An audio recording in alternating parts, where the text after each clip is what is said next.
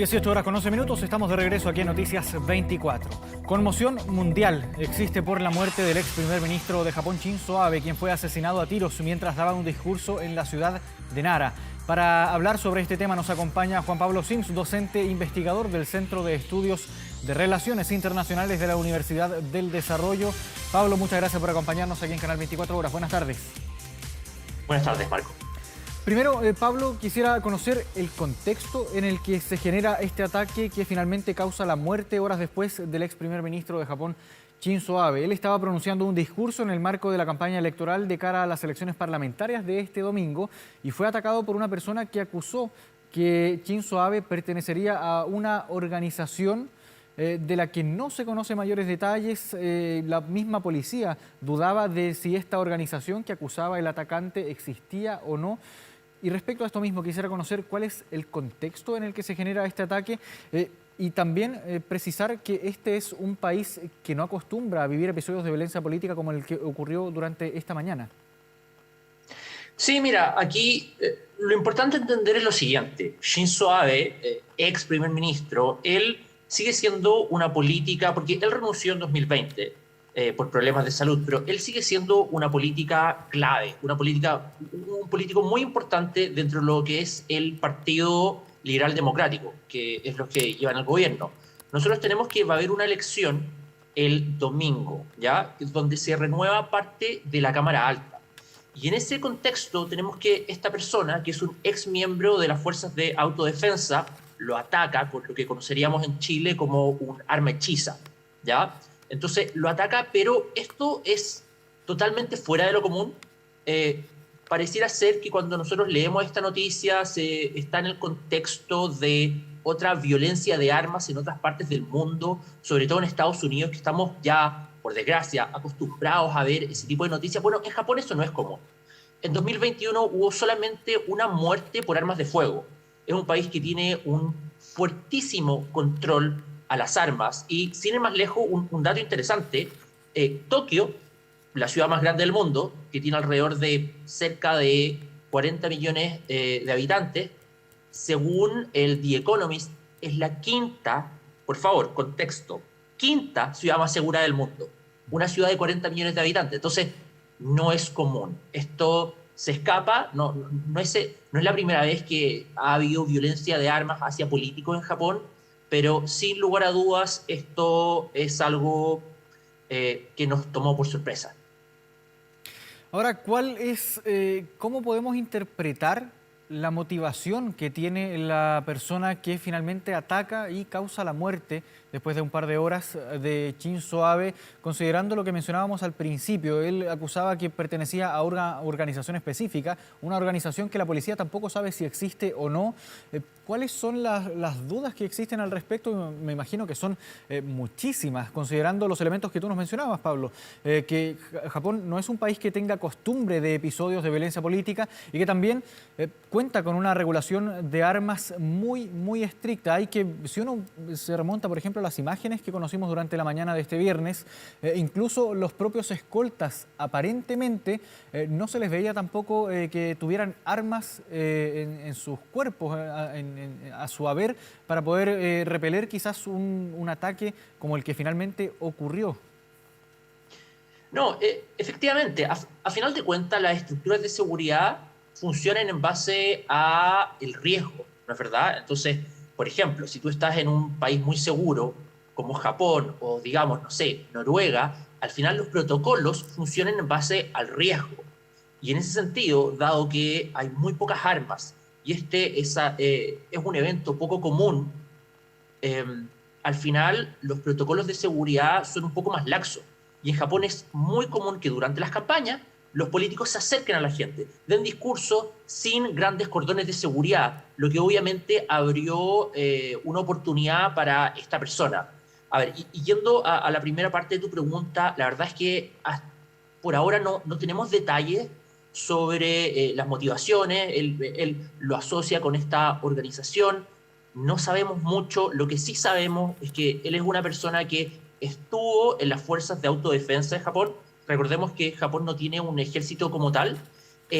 Y al día de hoy era una persona desempleada. Así que De manera muy preliminar, de nuevo, esto es algo que pasó hace menos de 24 horas, se cree que podría haber sido una persona que tenía alguna suerte de desbalance, algún tema mental, puede haber sido depresión, todo ese tipo de cosas. Es algo que todavía está en desarrollo. Lo que sí, la asociación de Shinzo Abe con potenciales organizaciones, eso probablemente está relacionado con el posicionamiento específico del ex primer ministro. Acordémonos que Shinzo Abe era un político bastante particular.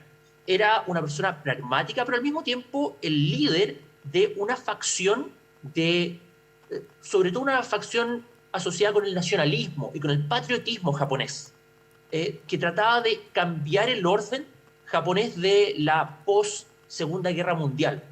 De hecho, él está asociado tradicionalmente con grupos muy duros. Entonces, tal vez por ahí va relacionado la motivación de esta persona. Pero, de nuevo, esto pasó hace muy poco tiempo y la prensa japonesa, las fuentes que están en el lugar, todavía no han revelado mayor información sobre este individuo. Ahora, ¿qué consecuencias políticas podría tener el asesinato de Shinzo Abe, considerando que el ex primer ministro es una persona que deja el cargo de primer ministro el año 2020, argumentando razones de salud que ya se venía arrastrando desde hace un tiempo, pero que a pesar de haber dejado el cargo de primer ministro en la más alta magistratura del país, de todas formas, nunca se alejó de la primera línea de la política, siguió muy ligado a la política, miembro del partido. En el momento en que recibe los disparos que posteriormente causan su muerte, él estaba pronunciando un discurso de campaña en favor de un compañero de su partido de cara a las elecciones parlamentarias de este domingo. ¿Qué consecuencias políticas puede tener el asesinato de Shinzo Abe en este contexto y también considerando que este domingo se van a celebrar elecciones parlamentarias en ese país? Sí, a ver, en primer lugar tenemos que entender un poquito el sistema político japonés para ir bien rápido y el contexto que estamos viviendo como país con la nueva constitución me parece que ya al día de hoy los chilenos sabemos un poco de sistemas políticos. Entonces, dicho eso, es una monarquía parlamentaria.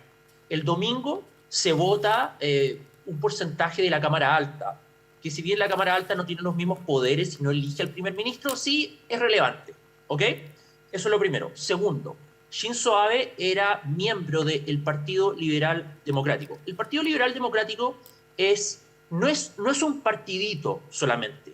No es como decir la UDI, la democracia cristiana, no, no, no. El Partido Liberal Democrático ha gobernado de manera casi ininterrumpida Japón desde el periodo post-Segunda Guerra Mundial. Con pequeños momentos, uno a mediados y a principios de los 90 y otro del 2009 al 2012. Y en este contexto, Shinzo Abe era el líder tal vez más importante, tal vez incluso más importante que el actual primer ministro, Fumio. Y él lideraba la facción más grande de este partido, la facción más conservadora. Y al mismo tiempo, este personaje, que como todos los grandes personajes tiene muchos matices, él tenía una suerte de misión de vida relacionada con los intereses de su abuelo, que también fue primer ministro, y su padre, que fue ministro de Relaciones Exteriores, que era reinterpretar, bueno, eso sí lo logró, pero era cambiar el artículo 9 de la Constitución japonesa. Él tenía un interés muy grande en cambiar la política exterior de Japón. Entonces, en ese contexto, existía la posibilidad de que Shinzo Abe, una vez superado los problemas de salud, podía incluso volver a ser primer ministro. Los políticos japoneses tienden a ser de edad más avanzada. Él tenía 67 años, todavía estaba en condiciones de tal vez volver. Entonces, su asesinato genera, primero, un vacío de poder, porque la facción más grande del Partido Liberal Democrático, más importante, la más conservadora, ya no tiene un líder obvio. Y eso es lo primero que vamos a ver. Segundo, desde el punto de vista electoral, bueno, esto probablemente, y esto lo hemos visto históricamente en múltiples partes del mundo, es probable que esto ayude al Partido Liberal Democrático en las elecciones que va a haber el domingo. Ahora tienen una suerte de mártir.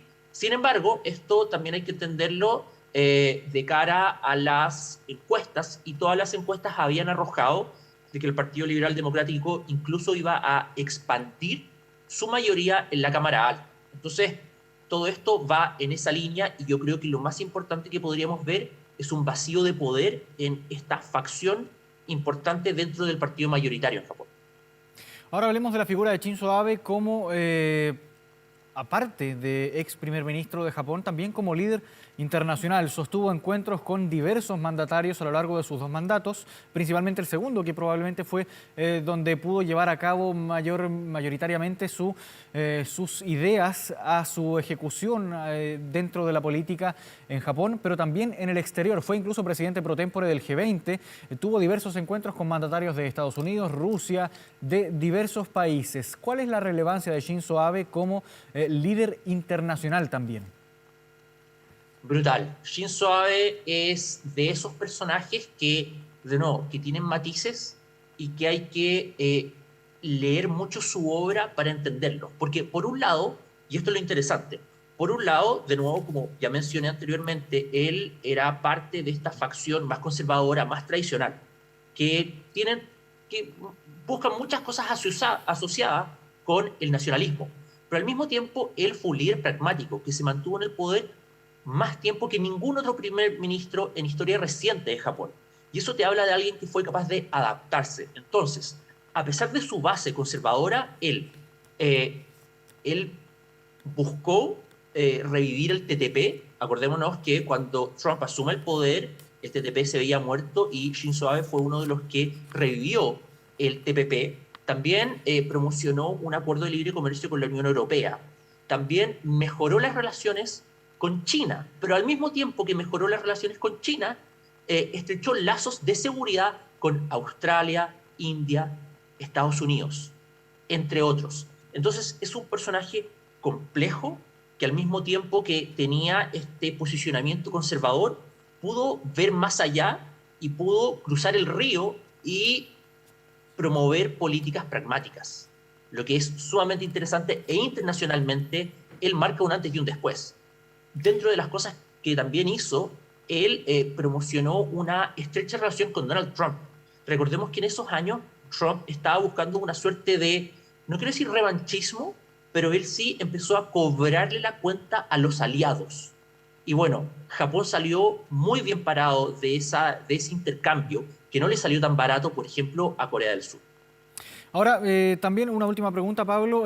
Su relación con Chile. Shinzo Abe vino a Chile en 2014 con la expresidenta Michelle Bachelet. Ella viajó a verlo también en 2018. ¿Cómo era la relación de Shinzo Abe bajo su gobierno con nuestro país? Se dice que eran muy cercanos también. Totalmente. A ver, en términos generales, Japón y Chile, si bien no tenemos una relación estrecha desde el punto de vista de personas, porque es un país que queda muy lejos y tenemos barreras culturales y de idioma, sí es un país aliado respecto a la política exterior chilena, sobre todo en temas de comercio. No nos olvidemos que Chile es un país líder en materia de política comercial. Nosotros tenemos una de las redes de acuerdos comerciales más grandes del mundo y Japón en ese sentido es un socio estratégico. Y de nuevo, volviendo a la era Trump, 2017, cuando Trump asume el poder y desecha el TTP, bueno, Shinzo Abe por un lado y Michelle Bachelet efectivamente por otro, fueron dos de los principales líderes que lograron revivir este acuerdo y formar lo que hoy conocemos como el CPTPP, que, dicho está de paso, todavía está por ser ratificado en nuestro país. Bien, Juan Pablo Sims, docente e investigador del Centro de Estudios de Relaciones Internacionales de la Universidad del Desarrollo. Muchas gracias por esta conversación con Canal 24 Horas. Muy buenas tardes. Muchas gracias a ti. Buenas tardes.